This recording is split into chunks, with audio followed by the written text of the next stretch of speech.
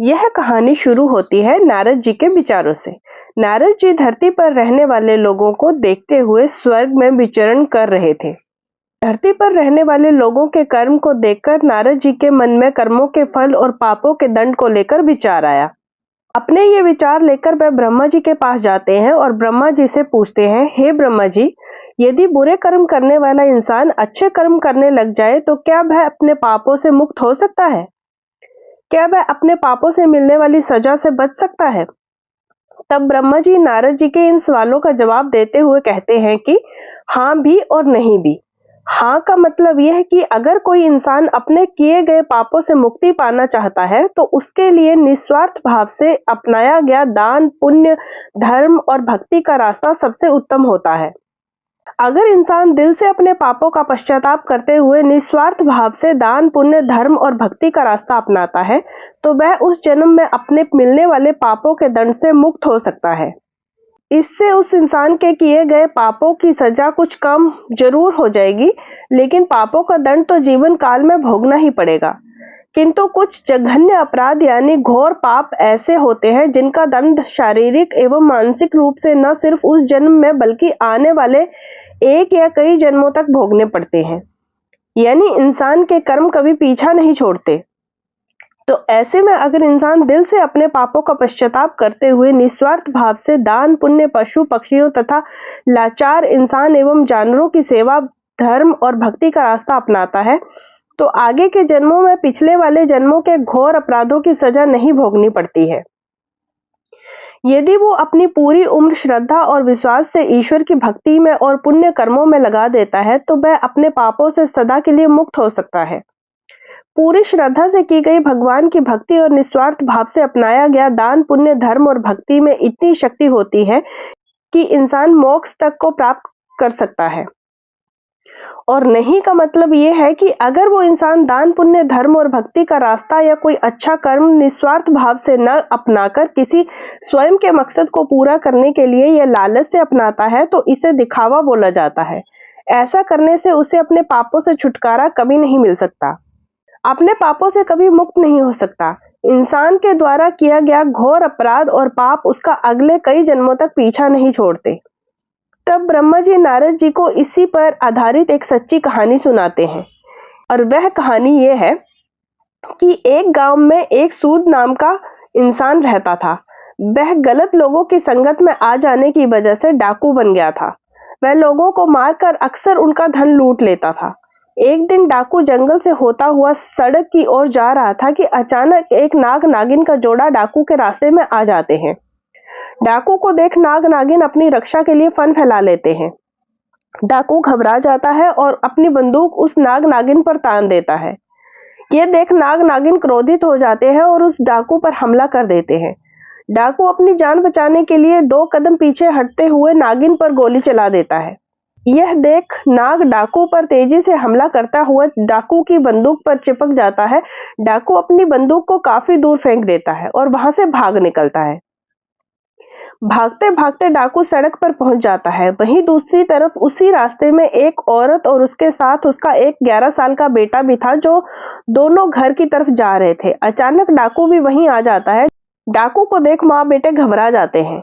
डाकू औरत के करीब जाता है और बलपूर्वक उस औरत से सूखे गले में टंगा सोने का हार खींच लेता है।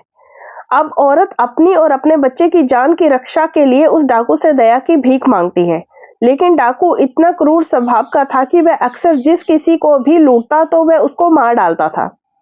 इसलिए डाकू पर उस औरत की बातों का कोई असर नहीं होता और वह उस औरत को तेज धार चाकू मारकर बुरी तरह घायल कर देता है। यह देख बच्चा क्रोध से तिलमिला उठता है और पत्थर उठाकर जोर से डाकू के सर पे दे मारता है। डाकू के सर से खून निकलने लगता है। डाकू उस बच्चे को भी चाकू से मार देता है और वहां से भाग जाता है। चीख चिल्लाहट को सुनकर आसपास के गांव के लोग वहां पहुंचते हैं। वो उस महिला और बच्चे को तुरंत हकीम के पास ले जाते हैं। माँ और बेटा दोनों बच जाते हैं। उधर डाकू भागता हुआ फिर से जंगल की तरफ चला जाता है। बहुत थक जाने की वजह से डाकू वहीं आराम करने लगता है। दूसरी तरफ नाग डाकू का पीछा करते हुए वहीं डाकू के पास पहुंच जाता है। नाग या नागिन कभी भी अपने दुश्मन का चेहरा नहीं भूलते। डाकू सो चुका होता है और इधर नाग अपनी नागिन की मौत का बदला लेते हुए डाकू को पैर में डस लेता है। डाकू दर्द से छटपटाता हुआ वहीं मर जाता है। ये सारी घटना यमपुरी में बैठे चित्रगुप्त और यमराज जी देख रहे होते हैं। डाकू के मरते ही यम के दूत यमलोक से धरती पर डाकू की आत्मा को लेने आते हैं। वे डाकू की आत्मा को यमलोक ले जाते हैं। यमलोक में चित्रगुप्त जी अपनी किताब में डाकू के द्वारा किए गए सभी कर्मों और पापों का लेखा जोखा देखते हुए उसे अपने पापों की सजा सुनाते हैं। डाकू की आत्मा को बहुत सारी यातनाएं दी जाती हैं। इसके बाद चित्रगुप्त जी डाकू की आत्मा को बोलते हैं कि जिस 11 साल के बच्चे को तुमने चाकू से मारा था, उस पाप की सजा भोगने के लिए तुम्हारा फिर से धरती पर जन्म होगा और एक पंडित के घर होगा, जहां तुम सिर्फ 11 साल तक ही जीवित रहोगे। दूसरी तरफ एक गांव में एक पंडित रहता है जिसकी पत्नी को 10 साल से कोई औलाद नहीं हुई थी। पंडित भगवान भोलेनाथ का बहुत बड़ा भक्त था। वह रोज भोलेनाथ बाबा की पूरी श्रद्धा और विश्वास से पूजा अर्चना किया करता था। इसके अलावा वह गरीबों और साधु संतों को जो भोजन भी करवाता था।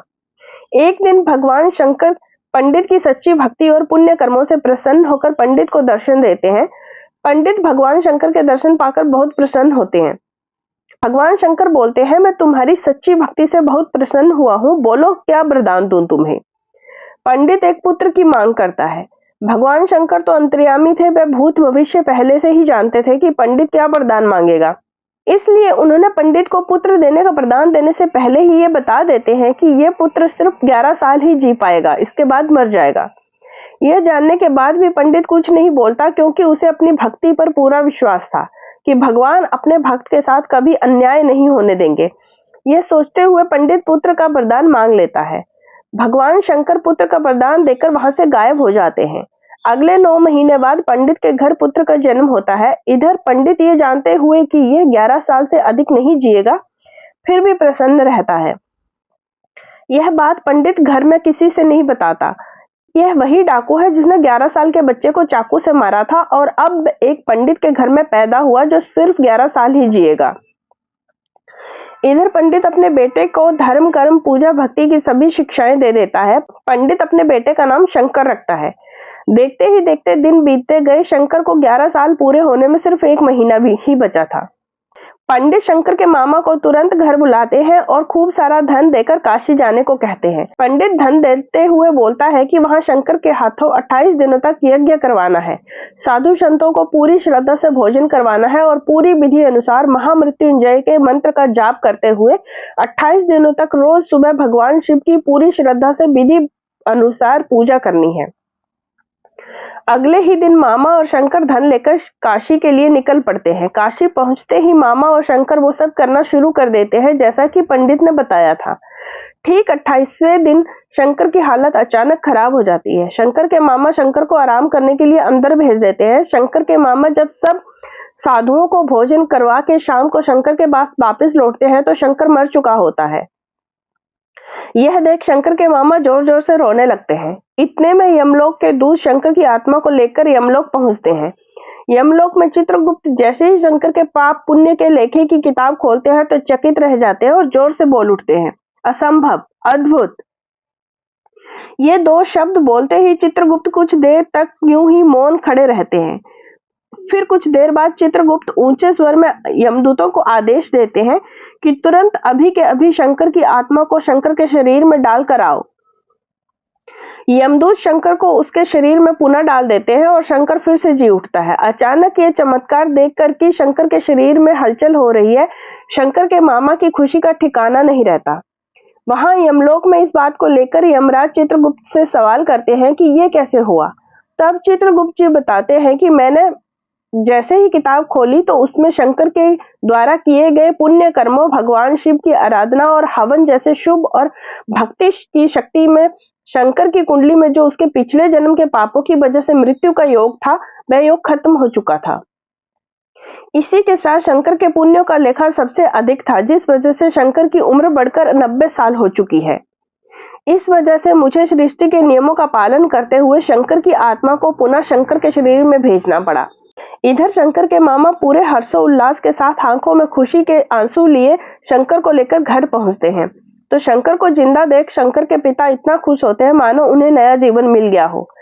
तब शंकर सबको वो सब बातें बताता है जो उसके साथ यमलोक में हुआ। ये सुनकर सभी को भगवान के प्रति श्रद्धा और विश्वास और बढ़ गया। इतना बोल ब्रह्मा जी अपनी कहानी समाप्त करते हैं। अब नारद जी को अपने सभी प्रश्नों का उचित जवाब मिल चुका होता है। तो दोस्तों, हमें इस कहानी से बहुत कुछ सीखने को मिलता है। अपने जीवन का उद्धार चाहते हो तो हमेशा प्रभु की भक्ति करो, निस्वार्थ भाव से लोगों की सेवा करो, कभी बुरे कर्म ना करो। आशा करती हूँ आपको ये कहानी अच्छी लगी होगी। अगर अच्छी लगी हो तो लाइक और शेयर जरूर करें और चैनल को सब्सक्राइब कर लें। धन्यवाद।